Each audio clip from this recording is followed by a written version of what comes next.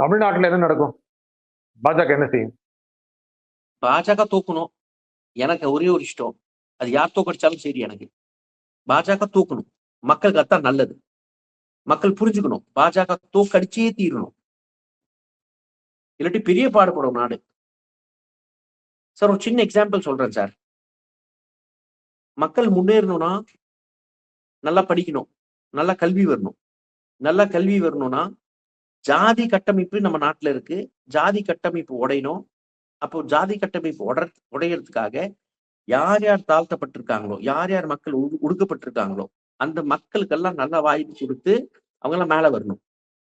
அந்த வாய்ப்பை எப்படி பறிக்குது அரசாங்கம்னா, நாடு முழுக்க ஒரு நடக்கிற ஒரு தேர்வு, நேஷனல் எலிஜிபிலிட்டி டெஸ்ட், ப்ரொஃபசர் தேர்வு எடுக்கிற டெஸ்ட். அந்த டெஸ்ட்ல சன்ஸ்கிருத் வார்த்தையை உள்ள கொண்டு வரான்.